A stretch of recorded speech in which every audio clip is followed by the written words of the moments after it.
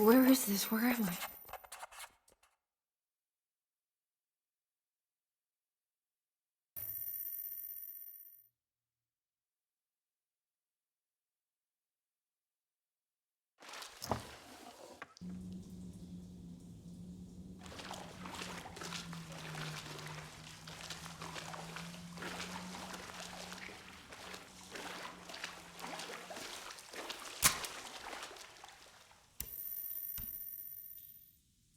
Oh, come on!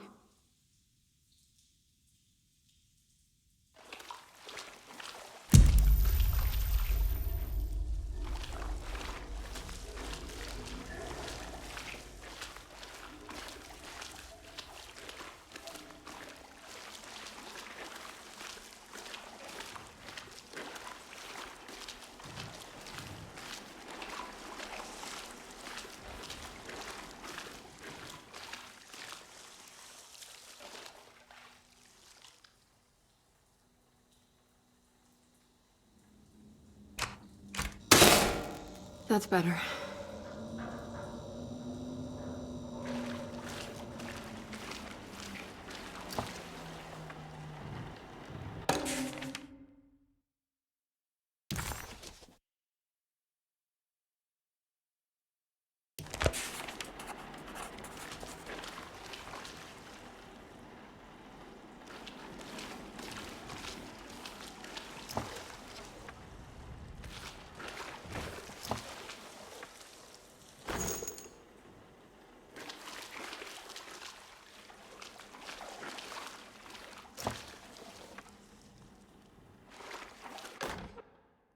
Closing the Refuge, June 17, 1919.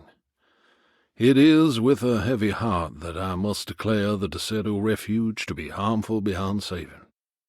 As an emergency hospital, we have over the last 2 years treated hundreds of patients suffering the so-called Spanish flu. Unfortunately, our mortality numbers are unforgivable. While the influenza in itself was often successfully treated, many died of fungal infections and sudden acts of violent madness. In order to dismantle the refuge safely, building engineers will survey what parts of the house are especially contaminated by the peculiar rot discovered by Jean-Baptiste Tabois. The rot is believed to be the main perpetrator in spreading the deadly fungal infection, but also the cause of the incurable madness. The most afflicted rooms will then be sealed permanently to create a cordon sanitaire. As the dead seem to exacerbate the spreading of the fungal infection, all bodies that can't be cremated by tomorrow will be forever entombed inside Decerto's sealed section. The refuge was never meant to be permanent, and as the influenza epidemic seems to be in decline, it stands to reason that we shut the facility altogether. Many brave volunteers have helped for very little pay to treat those in need for almost 2 years, and we are forever in their debt. All surviving patients will be transferred to other medical facilities around New Orleans as soon as possible. At the end of the summer, we should be able to leave Decerto to recover. Dr. Isaac Herbert.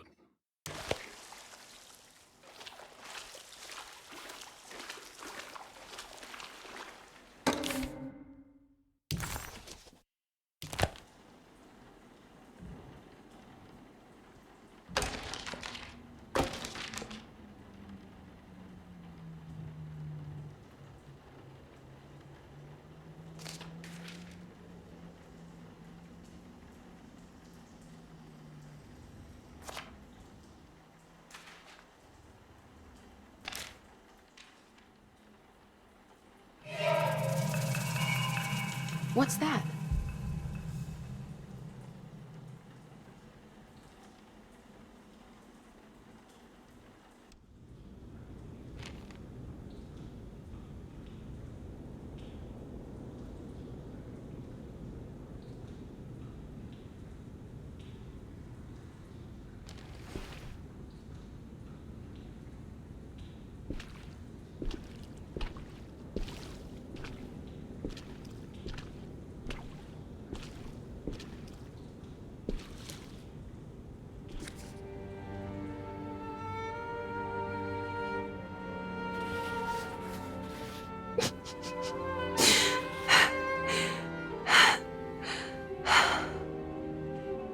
217.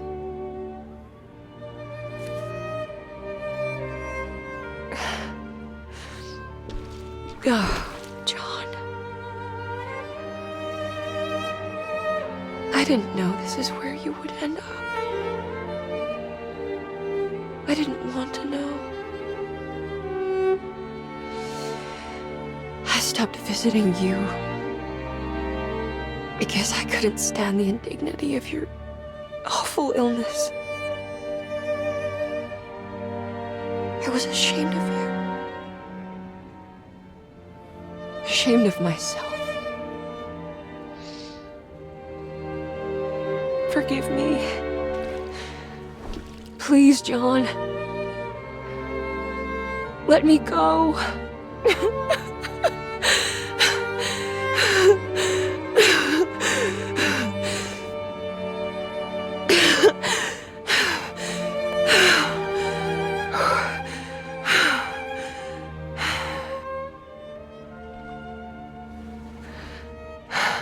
Are we done here?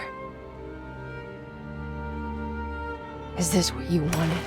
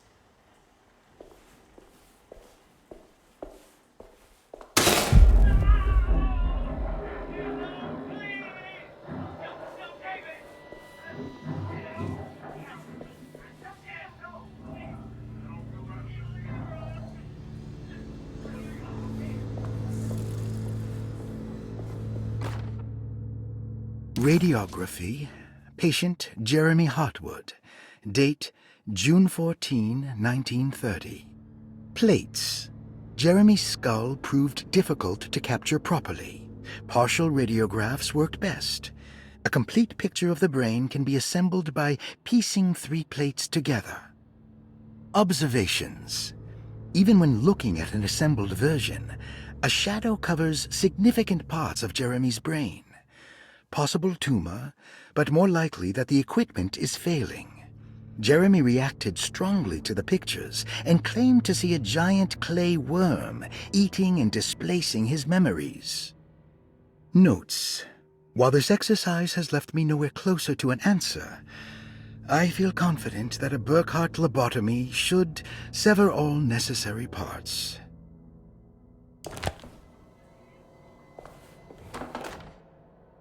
Hypothetical psychosurgery based on the ideas by Burkhardt and the St. Petersburg research could end up saving Jeremy's mind. Severing the connections around the frontal lobe would certainly solve most mental afflictions. The procedure would be brutal in performance, as well as in efficiency. An ice pick pushed through the edge of the eye and into the skull would untether the nerves like Alexander cutting the Gordian knot. As this would likely leave Jeremy in a very different condition, all other paths should first be explored. The medical instrument I would need for this lobotomy is missing, and I should have Waits order a new one.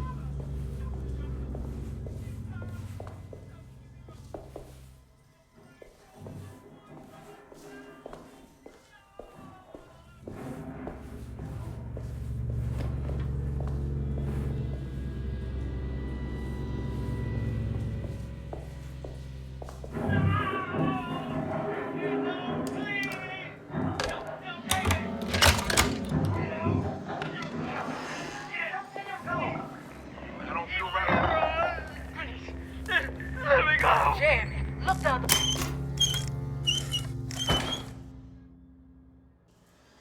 What's this?